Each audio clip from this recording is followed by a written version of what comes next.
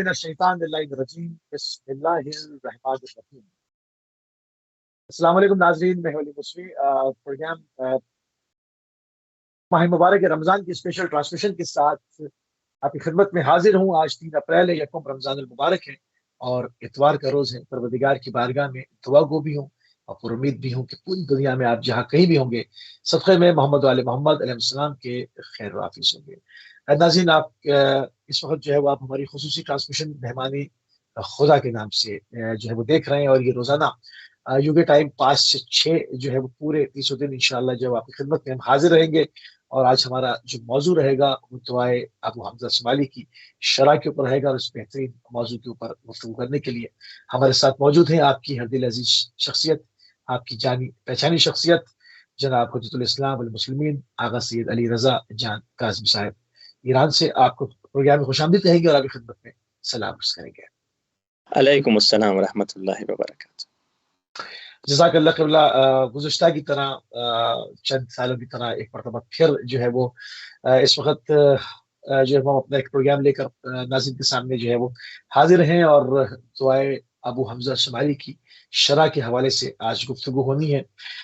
دعائے ابو حمزہ شمالی نقل کرنے والے جن کا نام ابو حمزہ شمالی ہے، ان کا تعارف قبلہ پیش فرمائیے کہ وہ کون ہے۔ بسم اللہ الرحمن الرحیم، الحمد للہ رب العالمین بارئ الخلائق اجمعین، وصلی اللہ علی سیدنا محمد وآلہ طیبین طاہرین المعصومین۔ دیکھیے، سب سے پہلے تو آپ کو اور آپ کے ویورز اور دیکھنے والوں کی خدمت میں بھی رمضان المبارک کے مبارکباد پیش کرتا ہوں۔ اور یہ وہ مہینہ جو رحمتوں کا مہینہ، جو برکتوں کا مہینہ، جو مغفرت کا مہینہ آ چکا ہے، اور جس کے بارے میں حضور پاک نے ہمیشہ سے فرمایا کہ اگر لوگ جان لیتے رمضان میں اللہ نے کیا رکھا ہے تو وہ چاہتے کہ پورا سال ہی رمضان ہو۔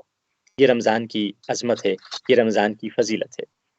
اب دیکھیے، جس رمضان میں 2 بہت اہم عنصر ہوتے ہیں، ایک دعا اور ایک قرآن۔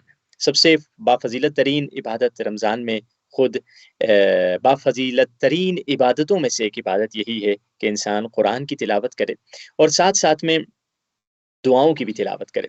جس طرح ہم دعائے جوشن کبیر کا ذکر کرتے ہیں، دعائے افتتاح جو بارہویں سرکار سے منقول ہے، اللہم انی افتتح الثناء بحمدک، اور اس طرح مختلف دعائیں ہیں جو رمضان میں پڑھی جاتی ہیں۔ رمضان کے سحر کے وقت کی دعاؤں میں سے ایک دعائے ابو حمزہ شمالی ہے۔ ابو حمزہ شمالی وہ مولا چوتھے امام زین العابدین کے خاص صحابیوں میں سے تھے کہ امام جعفر صادق علیہ الصلوۃ والسلام فرماتے ہیں، ابو حمزہ فی زمانہ مثل سلیمان الفارسی فی زمانہ۔ ابو حمزہ شمالی کی مثال ایسے ہی ہے جیسے سلمان فارسی کی مثال رسول اللہ کے زمانے میں ہوا کرتی تھی۔ سبحان اللہ، سبحان اللہ۔ یہ مقام ابو حمزہ شمالی ہے۔ یعنی 8ویں امام نے بلکہ دوسرے الفاظ میں ابو حمزہ شمالی کی اس طرح سے تعریف کی، فرمایا ابو حمزہ شمالی فی زمانہ کاللقمان فی زمانہ۔ ابو حمزہ شمالی اپنے زمانے کے لقمان تھے، اپنے زمانے کے سلمان فارسی تھے۔ یہ ان کا مقام تھا، یہ ان کا رتبہ تھا۔ یعنی جو گنے چنے لوگ، جنہیں کہا جائے 2-4 لوگ، جو امام زین العابدین کربلا کے واقعے کے بعد 2-4 ہی لوگ تھے جو امام زین العابدین کے ساتھ رہے تھے، ان میں سے ایک ابو حمزہ شمالی تھے۔ مولا کے اصحاب سر تھے، یعنی اصحاب خاص تھے، جن کو مولا نے علم عرفان دیا تھا، جن کو مولا نے معرفت دی تھی۔ اور ان کی تشبیہ کس سے کی گئی ہے؟ سلمان فارسی سے کی گئی ہے۔ اب دیکھیے، ذرا میں ایک مرتبہ ذرا اشارہ کر لوں کہ سلمان فارسی کون تھے۔ ایک بہت اہم پوائنٹ ہمیں ملتا ہے حضرت سلمان فارسی کی زندگی میں۔ حضرت سلمان فارسی کی 80% زندگی گمراہی میں گزری تھی، صرف 20% زندگی اہل بیت کی غلامی میں گزری تھی۔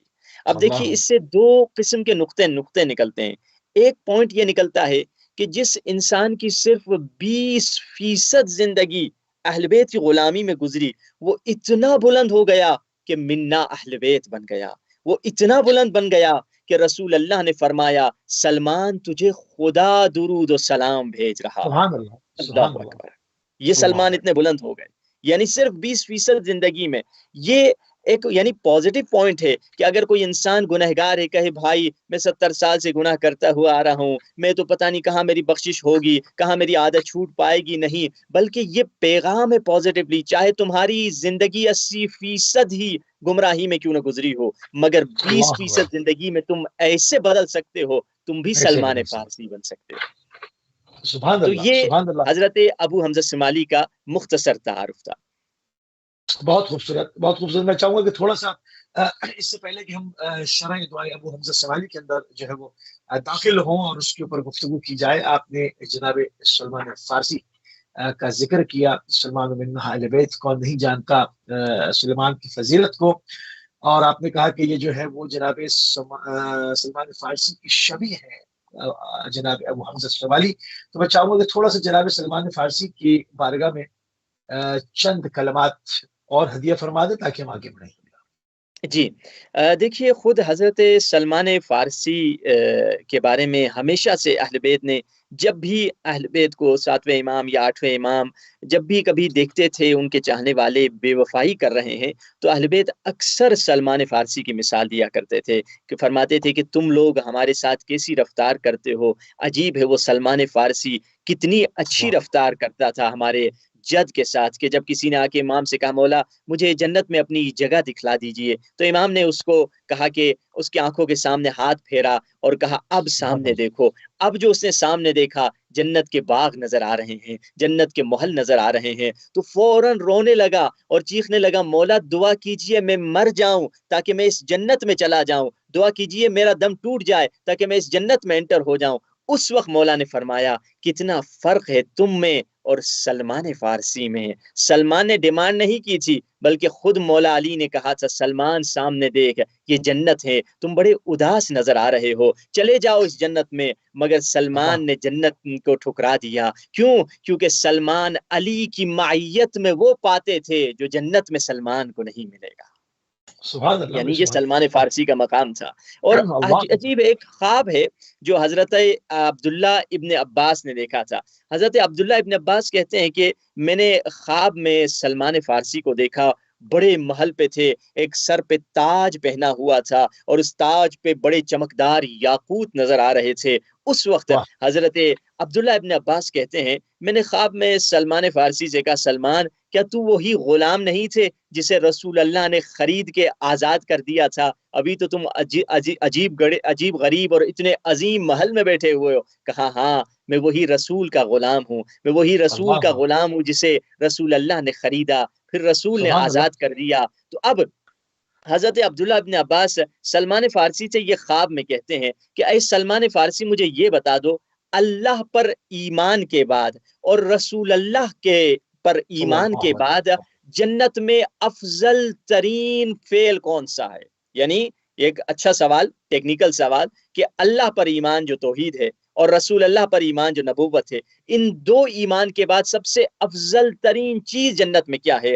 اب وہ حضرت عبداللہ ابن عباس کے خواب میں جو اللہ، عربی کے لفظ ہیں وہ آپ کو پڑھ کے سنا دوں کہ حضرت سلمان فارسی نے کہا حضرت عبداللہ ابن عباس سے لیس فی الجنت بعد الایمان باللہ ورسولہ شیء افضل من حب علی ابن ابی طالب، ابھی کہ طالب علیہ اللہ السلام، پر ایمان اور رسول پر ایمان کے بعد جنت میں علی سے محبت سے بڑھ کر کوئی فعل نہیں ہے۔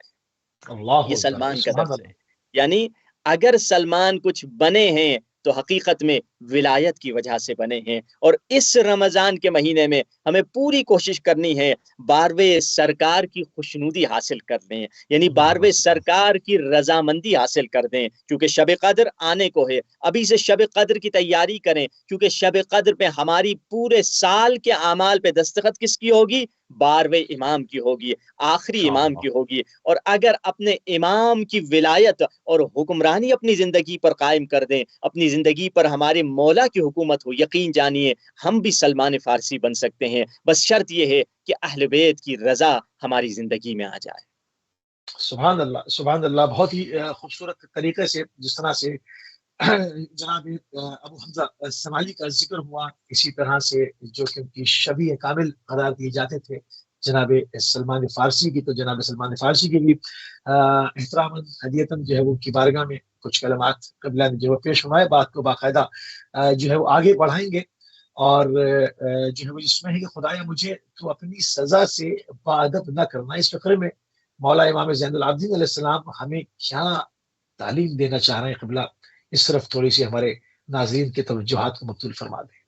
جی ابھی انشاءاللہ باروِ سرکار کی اگر عنایت شامل حال ہو اس رمضان میں اور مولا مدد بھی کریں، تو انشاءاللہ کوشش یہ ہوگی کہ جتنی زیادہ ہو سکے اسی دعائے ابو حمزہ الصمالی کی شرح کے بارے میں بیان کیا جائے کہ اس ابو حمزہ الصمالی کی دعا میں کیا گفتگو ہے، کیونکہ روایت میں ملتا ہے، اب خود حضرت ابو حمزہ الصمالی کہتے ہیں کہ چوتھے امام رات کو عبادت میں گزارتے تھے، رمضان پوری رات جاگتے ہوتے تھے، راتوں کو عبادت میں گزارتے تھے اپنا وقت، اور جب سحر کا وقت قریب ہوتا تھا تو امام یہ دعا پڑھنا شروع کرتے تھے جسے ہم دعائے ابو حمزہ الصمالی کہتے ہیں۔ اور موسی ہاں صاحب ایک دوسرا عجیب نکتہ خود شیخ بہائی جو بتلاتے ہیں وہ بھی آپ سن لیجئے۔ شیخ بہائی سنا کہتے ہیں کہ اگر کوئی شخص ایک پوری دعائے ابو حمزہ الصمالی شروع سے آخر تک اگر کوئی شخص پوری دعائے ابو حمزہ الصمالی پڑھے تو وہ ایک ہفتہ عشق خدا میں مدہوش رہتا ہے۔ عجیب اللہ ہے، یعنی عجیب اللہ۔ یہ شیخ بہائی کی اپنی یہ جسے کہا جائے تجربہ ہے ذاتی، کہ کہتے ہیں اگر کسی نے شروع سے آخر تک، اور ابو حمزہ الصمالی پڑھنے میں کوئی بہت زیادہ کوئی 10 گھنٹے نہیں چاہیے، بہت زیادہ ہو تو شاید 1 گھنٹہ آپ کا 45 منٹ لگیں، شروع سے آخر تک اگر کوئی اس دعا کو پڑھ لے تو ایک ہفتہ 7 ڈیز عشق خدا میں مست و مدہوش رہتا ہے۔ اب اللہ یہ اکبر۔ دعا ہے جس میں ہم انٹری لے رہے ہیں۔ عجیب ہے، پہلا جملہ ہی مولا کا بڑا عجیب ہے۔ مولا نے کیسے آغاز کیا؟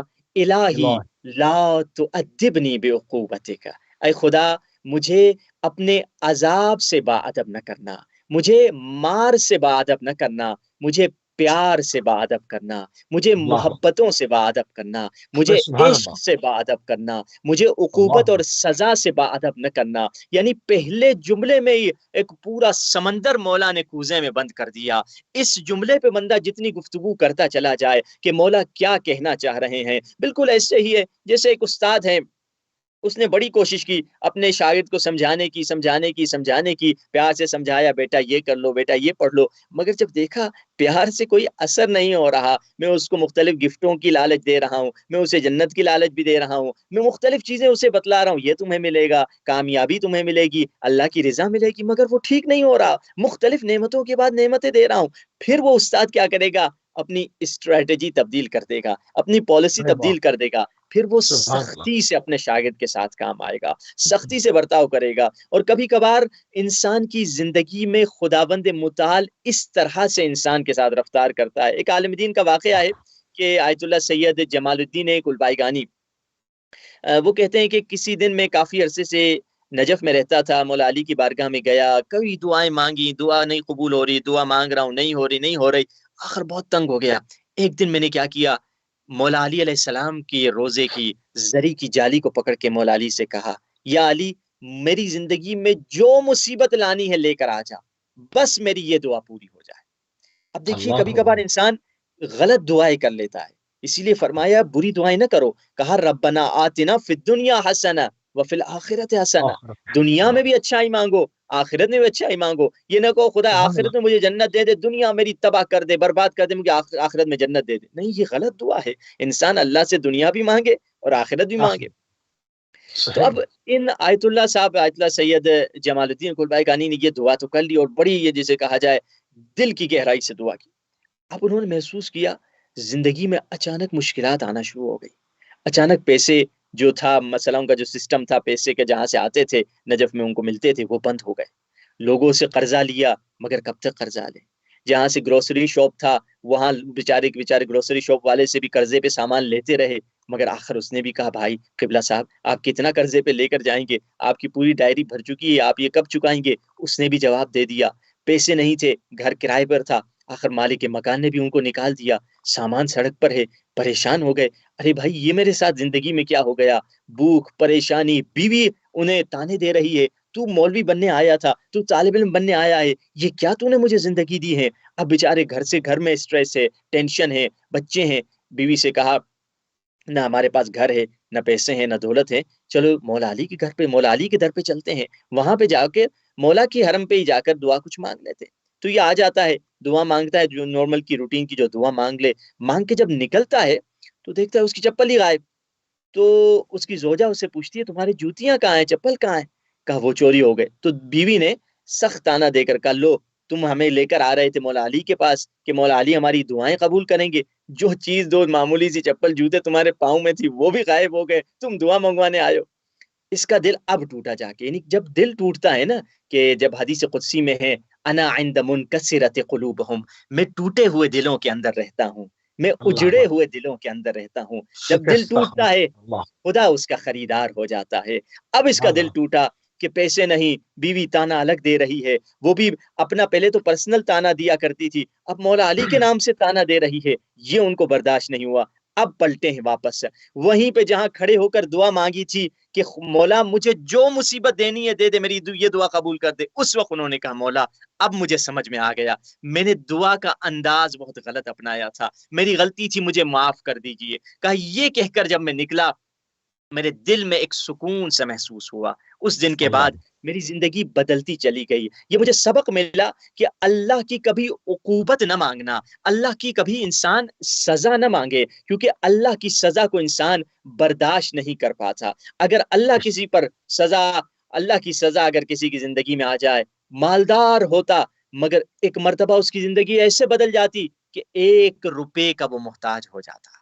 اللہ کی اللہ سزا اگر کسی کی زندگی میں آ جائے، صحت مند ہیں مگر ایسا بیمار ہو جاتا ہے کہ بستر سے اٹھنے کے قابل بھی نہیں ہوتا۔ اسی لیے فرمایا اللہ کی محبت مانگا کرو۔ اب آئیے، کیونکہ رمضان کا مہینہ آغاز ہوا ہے، اللہ اللہ کس طرح سے محبت اور پیار سے لوگوں کو بلاتا ہے وہ جملہ سن لے۔ وہ کون سی حدیث ہے؟ وہ حدیث جو حضرت جابر ابن عبداللہ سے منقول ہے کہ کان رسول اللہ صلی اللہ علیہ وآلہ وسلم یقبل بوجہی الی الناس فیقول، جب رمضان شروع ہوتا تھا رسول اللہ لوگوں کے پاس آ کے کہتے تھے یا معاشر الناس، اے لوگو اذا طلع ہلال الشہر رمضان غلت مردت الشیطان، اے لوگو جب رمضان کا چاند نمودار ہو جاتا ہے اس وقت شیطان کے ہاتھوں میں اور گردن میں زنجیریں باندھ دی جاتی ہیں، وفتحت ابواب السماء، اور آسمان کے دروازے بھی کھل جاتے ہیں، کھول دیا اللہ و ابواب الرحمہ، اور رحمت کے دروازے بھی کھل جاتے ہیں، وغلقت ابواب النار،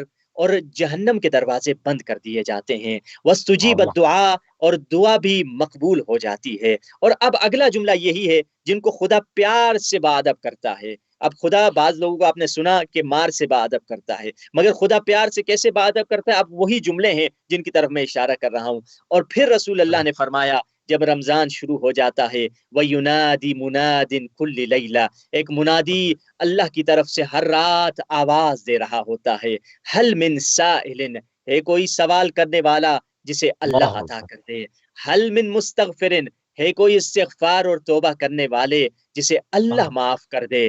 پھر مولا فرماتے اللہم اعطِ من کل منفق خلقا حتی وآتا کل ممسک طلفا، پھر مولا فرماتے خدا ہر شخص کو جو چاہتا ہے اسے اس مہینے میں عطا کرتا ہے۔ پھر فرمایا حتی اذا طلع شوال، یہاں تک کہ شوال کا مہینہ آ جاتا ہے، نودی الی المؤمنین، مومنوں کو ندا دی جاتی ہے، انغدو الی اللہ جوائزکم، چلو اپنے انعام لینے خدا کے پاس چلے جاؤ۔ سبحان اللہ تین سبحان رحمت کے جملے ہیں۔ جب شوال کا اللہ مہینہ یعنی عید آ گئی، منادی جو توبہ کی آواز دے رہا تھا اب کہہ رہا ہے جاؤ اپنے جائزے اپنے انعام جا کر خدا سے لے لو۔ پھر امام لے لو محمد باقر فرماتے ہیں ہی اللہم صل بجائزت الدنادیر ما ہی بجائزت الدنانیر ولا دراہم والذی نفسی بیدی، مولا فرماتے قسم اس خدا کی جس کے قبضہ اللہ اکبر قدرت میں میری جان ہے، یہ جائزے اور یہ انعام، یہ گفٹ، یہ درہم و دینار کے گفٹ نہیں ہے، یہ مانوی سبحان عطا ہے جو خدا گنہگار کو عطا کر رہا۔ اللہ سبحان یعنی اللہ سبحان یہ مہینہ وہ ہے جس میں اگر انسان خدا سے مانگے کہ کس انداز سے میری ادب انداز سے مجھے ادب کے اللہ ذریعے سے عطا کر دے، یقین جانیے خدا دینے میں دیر نہیں کرتا۔ اور ادب ہی وہ صفت حسنہ ہے جس کے ذریعے سے انسان ہر اچھی چیز مانگ سکتا ہے، کیونکہ مولا ایک چلیے خطبہ جو نہج البلاغہ کا ہے اس کی طرف میں اشارہ کر کے اس سوال کو اختتام پہ پہنچاتا ہوں، جس میں مولا فرماتے ہیں کہ خطبہ استسقاء یعنی وہ خطبہ جس میں مولا نے طلب باران کی نماز پڑھی ہے، اس کو خطبہ استسقاء کہتے ہیں، جو نہج البلاغہ میں۔ اس میں دیکھیے مولا ہم کو بتلا رہے ہیں کہ کس طرح سے انسان کی زندگی میں کبھی کبھار مسائل آ جاتے ہیں، اس کی وجہ کیا ہے۔ مولا فرماتے ہیں ان اللہ یبتلی عبادہ عند الاعمال السیئہ بنقص الثمرات۔ جب انسان گناہ کے بعد گناہ پیہم کرتا چلا جاتا ہے، خدا کی مخالفت کے بعد بڑی مخالفت کرتا چلا جاتا ہے، تو خدا اس کی اولاد میں کمی لے کر آ جاتا ہے۔ دوسری چیز کیا؟ وہ حبسل برکات، پھر اس کی زندگی سے برکت نکل جاتی ہے، صبح سے شام پورا دن گزر جاتا ہے، اسے محسوس ہی نہیں ہوتا یہ دن میرا کیسے گزرا، میں نے اس دن میں کیا پایا۔ اور پھر فرمایا وہ اغلاق الخزائن الخیرات، اور خیر کے خزانوں کے دروازے اس گنہگار کے لیے خدا بند کر دیتا ہے، یہاں تک کہ وہ پلٹ آئے اور اللہ کی بارگاہ میں جا کر توبہ کرے۔ اور یہی وہ رحمتوں کا مہینہ ہے جس میں ہم خدا کی بارگاہ میں کہیں گے کہ ہم توبہ کریں، سبحان اور خداوند متعال ہماری توبہ کو انشاءاللہ مقبول کرے گا۔ سبحان اللہ قبلہ، بہت ہی خوبصورت طریقے سے جو عقوبت الہی کا اس کے اندر ذکر کیا گیا کہ وہ کس طرح سے، اور اس کے اندر بڑی خوبصورت بات یہ کہ دعا مانگنے کا بھی ایک سلیقہ ہونا چاہیے، اور بارگاہ کے اپنے آداب ہیں، چاہے وہ پروردگار کی بارگاہ ہو یا رسول کریم صلی اللہ علیہ وآلہ وسلم کی بارگاہ ہو یا اہل بیت علیہ السلام کی بارگاہیں ہوں۔ ہر بارگاہ میں جانے کے کچھ آداب ہیں، کچھ سلیقے ہیں، دعاؤں کو مانگنے کا طریقہ ہے، تمام چیزوں کے اوپر آئمہ علیہ السلام نے مفصل جو گفتگو فرمائی ہے، ہمیں چاہیے اس کی طرف توجہ کریں۔ بہت خوبصورت طریقے سے عقوبت الہی کیا ہے اور ادب کا ممانع کیا ہے، کس طرح سے انسان جو ہے وہ بعض دفعہ پروردگار کی طرف سے سزا کی وجہ سے باادب ہو جاتا ہے۔ آگے بڑھیں گے اس کے اندر مزید جو جملے ان کی طرف دیکھیں گے کہ مجھے اپنی تدبیر میں مبتلا نہ کرنا، یہاں جو ہے وہ مکر یا تدبیر سے مراد قبلہ کیا ہے؟ ہاں جی ہاں، اس سے پہلے کہ ہم تھوڑا اور اگلے جملے پہ جائیں، ولا تمکر بحیلتک، جو اگلا جملہ ہے، میں چاہوں گا تھوڑا الہی لا تؤدبنی، ہم نے ادب پہ تو گفتگو کی، اگلا جملہ جو ہے عقوبتک، اے خدایا مجھے اپنے عقاب سے باادب نہ کرنا۔ دیکھیے میں کچھ اشارہ کرنا چاہوں گا عقوبت الہی کی طرف، کیونکہ یہ جس دور میں ہم رہ رہے ہیں کہا جا سکے، کیونکہ کچھ لوگ کہتے ہیں قبلہ مولانا بعض علماء ہیں بہت ڈراتے ہیں یہ جہنم وغیرہ قبر وغیرہ اس طرح کر کے، پھر اس کے اپوزٹ کچھ لوگ کہتے ہیں قبلہ آپ کو لوگوں میں امید دینی چاہیے، لوگوں کو بتانا چاہیے اللہ رحمان ہے رحیم ہے، ڈرانا اتنا نہیں چاہیے۔ میں کہوں گا بے شک وہ دونوں بیلنس ہونا چاہیے کسی بھی پروگرام، کسی بھی مجلس، کسی بھی گفتگو میں، کیونکہ رسول بشیر بھی ہیں نذیر بھی ہیں، پازیٹیو باتیں بھی آپ کو سننی چاہیے، مگر خطرہ اور اندیشے کے بارے میں بتلانا چاہیے۔ مگر جس دور میں ہم رہ رہے ہیں اس دور میں خوف کا فیکٹر تقریباً مٹتا چلا جا رہا ہے، کم ہوتا چلا جا رہا ہے، کیونکہ سب انسان، میں نہیں کہہ رہا کہ خوف غالب ہونا چاہیے، مگر خوف بھی عقوبت کا ہمیشہ انسان کی زندگی میں ہونا چاہیے۔ امید کا فیکٹر بے شک حدیثوں کے مطابق بھی زیادہ غالب ہونا چاہیے، مگر خوف کو بھی انسان مدھم نہ کر دے کہ اس کی زندگی میں خوف چلے جائے، کیونکہ خدا کے بارے میں فرمایا ان اللہ شدید العقاب، خدا جب عقاب کرتا ہے بہت شدید عقاب کرتا ہے۔ یہ شدید میرا اور آپ کا نہیں ہے، وہ خالق کائنات کہہ رہا ہے میں شدید عقاب کرتا ہوں۔ اس کا شدید اور ہمارے شدید میں بہت فرق ہے۔ ہماری کیا طاقت، ہم بہت زیادہ شدید کہیں تو ایٹم بم کو شدید کہیں گے، یہ ہماری زندگی میں شدید طاقت یہی ہے، مگر جو کائنات کا پالنے والا بنانے والا کہہ رہا ہے شدید العقاب۔ پھر دوسرے جملے میں فرمایا ان اللہ سریع الحساب، اللہ بہت جلدی حساب کر دیتا ہے، فوری حساب کر دیتا ہے انسان۔ اسی لیے حدیث میں فرمایا اس سے پہلے کہ تم سمجھو گناہ کے برے اثرات تم تک لاحق ہو جائیں، اس سے پہلے گناہ کے برے اثرات تمہاری زندگی میں چپک جائیں گے، تمہاری زندگی میں آ جائیں گے۔ اسی لیے تو ہم دیکھتے ہیں قرآن میں ملتا ہے کہ فرمایا خلق الانسان ضعیفا، انسان ضعیف بنایا گیا ہے۔ پورا قرآن اٹھا کر دیکھ لیجئے، خدا نے کہیں یہ نہیں کہا کہ میں نے مچھر کو ضعیف بنایا ہے، میں نے کسی جانور کو ضعیف بنایا ہے، اللہ نے انسان کو ضعیف بنایا ہے۔ اور اسی لیے دعائے کمیل میں بھی ہم پڑھتے ہیں وَأَنْتَ تَعْلَمُ، خدا تو جانتا ہے ان ضعفی، میری کمزوری کو جانتا ہے کہ میں تھوڑی سی پریشانی آتی ہے تو میں نا امید ہو جاتا ہوں۔ تو اللہ انسان کے اکبر، لیے یہ ضروری نہیں کہ خدا ایک حضرت ایوب جیسا بڑا امتحان لے لے یا حضرت یعقوب جیسا بڑا امتحان لے لے۔ معمولی سی چیز اگر انسان کی زندگی میں آ جائے نا، اس کی زندگی کو جہنم بنا دیتی ہے۔ یعنی ایک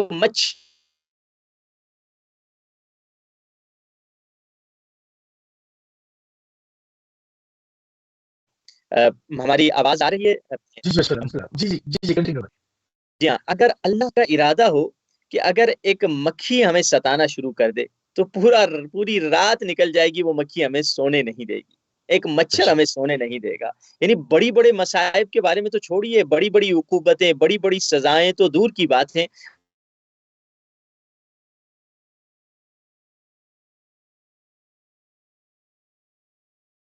خداوند متعال ہماری زندگی میں اگر پریشانی ہم جو دیکھتے ہیں، ہم جو مسائل زندگی میں دیکھتے ہیں،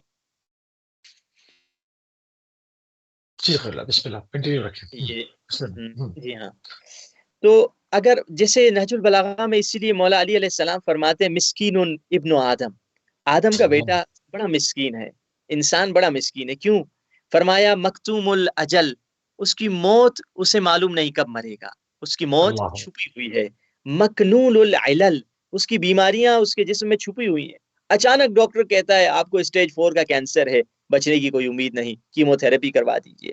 یعنی بیماریاں انسان کے اندر چھپی ہوئی ہیں، اس کی موت کا اسے علم نہیں ہے۔ علم ہی نہیں ہے، تو اللہ لمہ البقہ، پھر مولا نے فرمایا اسے تو لمہ البقۃ، بقۃ، اسے ایک مچھر بھی تکلیف دے دیتا ہے۔ اللہ وتقتلہ الشرقۃ، اسے ایک پانی کا گھوٹ بھی اس کی موت کا سبب بن جاتا ہے۔ وتنتہی العرقۃ، اور پسینہ اس کا جسم کا اس کی بدبو کا سبب بن جاتا ہے۔ عجیب ہے، اللہ انسان کی حیثیت مولا نے بتلا دی کہ انسان کتنا ضعیف ہے۔ اس کی ابتدا، جیسے ایک دوسرے جملے میں مولا نے امیر بیان، امیر نہج البلاغہ نے فرمایا عجبت صلی لابن اللہ آدم اولہ جیفا وآخرہ نطفہ، میں حیران ہوں آدم کی اولاد پہ جس کی ابتدا ایک بدبودار جسم سے ہے، جس کی ابتدا ایک نجس نطفے سے ہے، اور جس کی انتہا ایک بدبودار جسم سے ہے۔ اے انسان، تو دو اللہ نجاستوں کے درمیان رہتا ہے، پھر بھی تو تکبر کرتا ہے۔ اگر انسان ان حقائق کی طرف دیکھے اور اپنی طاقت اور اپنی کمزوری کی طرف دیکھے، عقوبت الہی سے ڈرے، یقین جانیے اس کی زندگی میں خوف خدا بڑھتا چلا جائے گا۔ ایک قبرستان میں مومن کام کرتے تھے، وہ کہتے ہیں کہ میں قبرستان میں کام کرتا تھا، غسال تھے، قبرستان میں مردوں کو وہ صحیح دھویا اللہ کرتے تھے، وہ اور ان کی وائف کا یہی کام تھا۔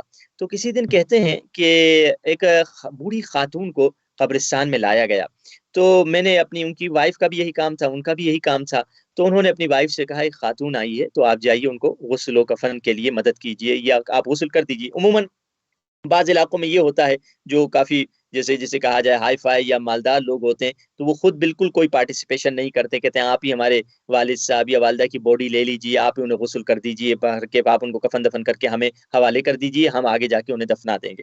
تو ادھر بھی وہی سچویشن تھی، یہ کوئی بڑے مالدار خاندان سے تعلق رکھنے والے تھے، تو ان کی زوجہ جب وہ خاتون کو جا کے دیکھتی ہے تو فوراً دوڑتی ہوئی پریشان حال اپنے میاں کے پاس آ کے پلٹتی ہے، کہتی ہے کہ یہ کون خاتون ہے جس کو تم لے کر آ گئے ہو؟ بوڑھی خاتون تھی جبکہ، اس کو لے کر آ گئے ہو غسل دینے کے لیے، کیا ہوا؟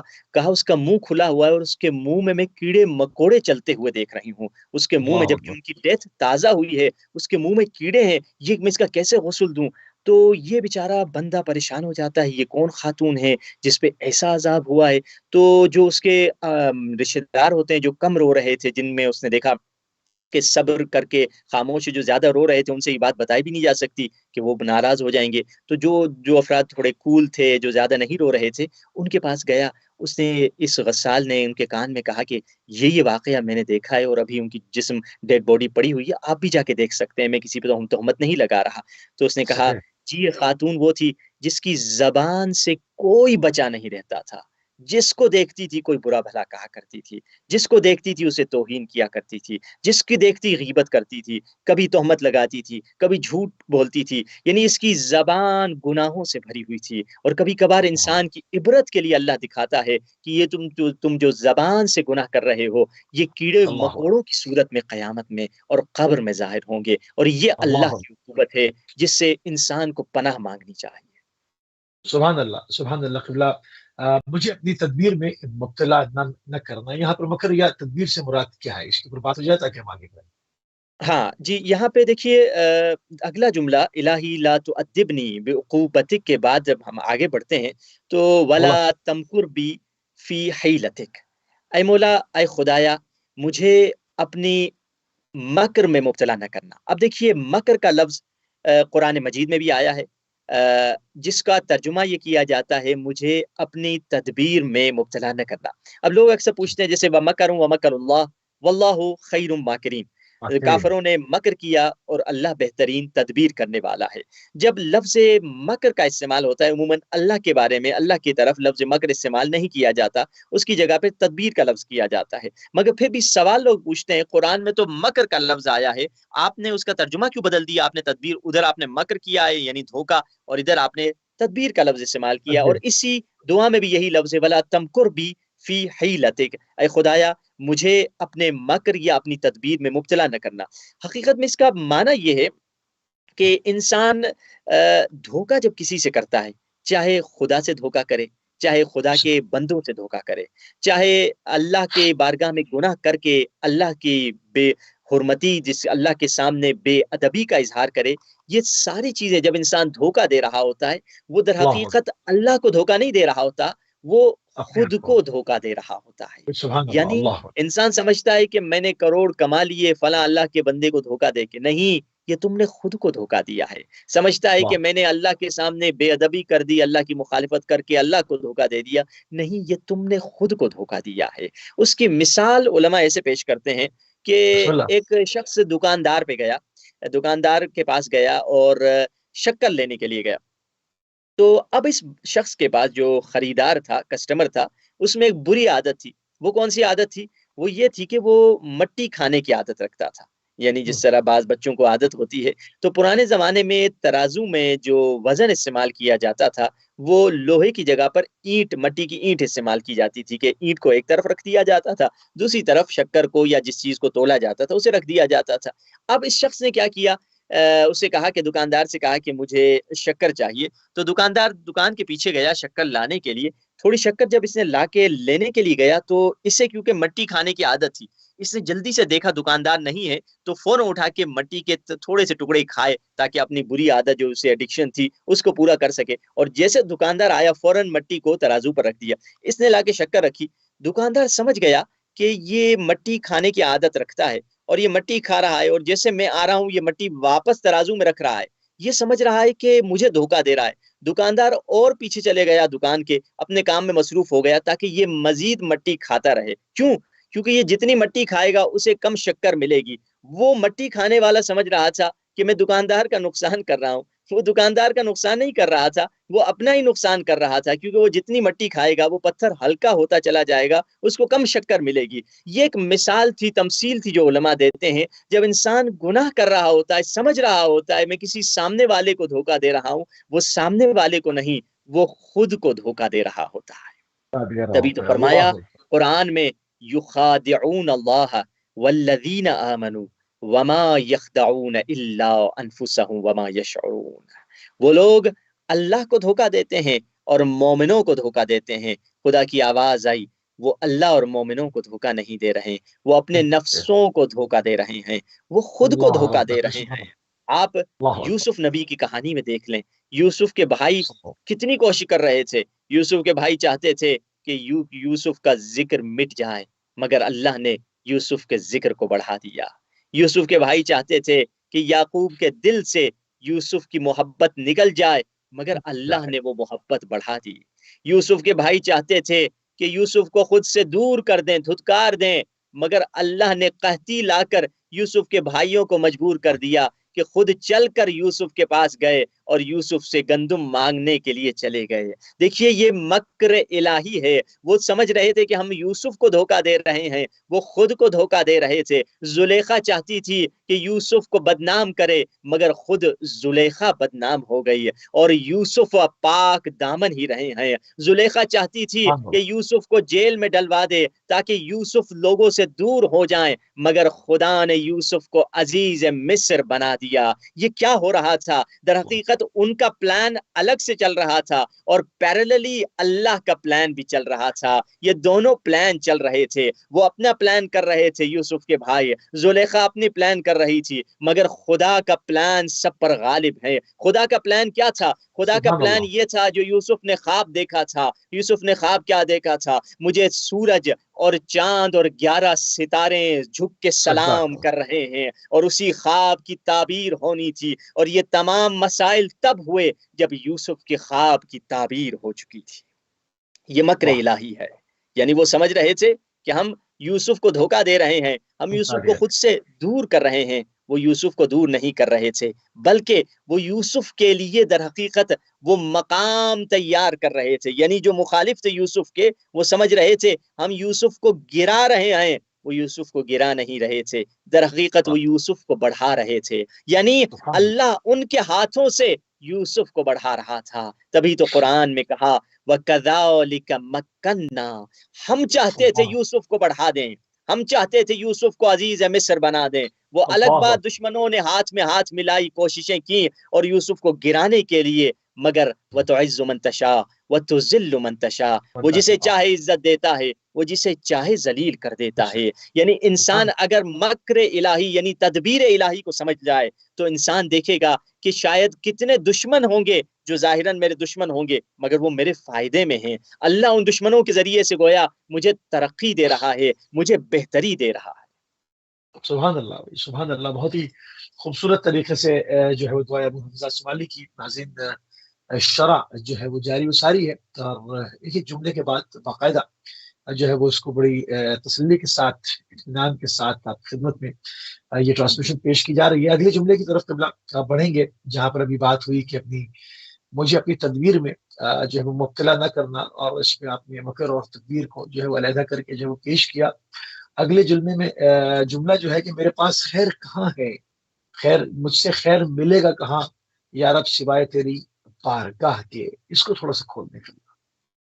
جی ہاں، دیکھیے خیر، اچھا جی، میں اس سے پہلے کہ آگے بڑھوں، چلیے آپ نے کہا تو میرے ذہن میں چند باتیں جو ادب کے متعلق آ رہی تھی، کیونکہ یہ جو دعا کا جو پہلا جملہ ہی ہے ادب سے شروع ہوتا ہے. اب دیکھیے میں چاہ رہا تھا کہ تھوڑا اشارہ بس ادب کی طرف کر لوں، کہ کیونکہ حدیث میں فرمایا کہ لا میراث کل ادب، ادب کی طرح کوئی چیز آپ ورثے میں نہیں چھوڑ سکتے. لوگ بھائی سبحان رولز اللہ، روئس، بہت خوبصورت پتہ بات نہیں ہے. کار، پتہ نہیں گاڑی، پتہ نہیں بڑے بڑے، اگر امام معصوم فرما رہے ہیں بہترین میراث اور بہترین ورثہ جو آپ اپنے بچوں کے لیے چھوڑ سکتے ہیں وہ وہ ادب.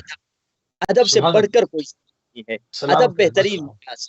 اب اس ادب کے بارے میں فرمایا کہ کل شیء یحتاج الی العقل والعقل یحتاج الی الادب، ہر چیز کو عقل کی ضرورت ہے اور عقل کو ادب کی ضرورت ہے. ادب کی یعنی انسان ضرورت ہے. کی اگر زندگی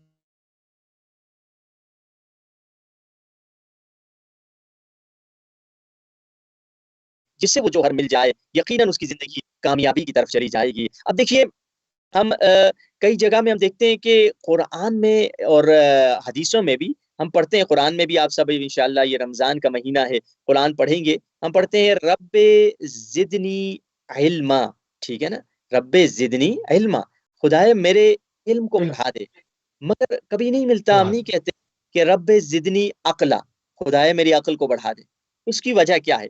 یعنی جبکہ عقل بہت اہم ہے، رب زدنی علما تو ملتا ہے، رب زدنی عقلا نہیں ملتا. عقلا اس نہیں کا ملتا. صحیح. جواب 8ویں امام نے دیا ہے. 8ویں امام واہ. فرماتے ہیں کہ سبحان جب کسی اللہ. نے عقل کو بڑھانے کی دعا کی تو 8ویں امام نے اس سے کہا کہ تم جو عقل کو بڑھانے کی دعا کرتے ہو یہ دعا ایسی نہیں کرنا چاہیے.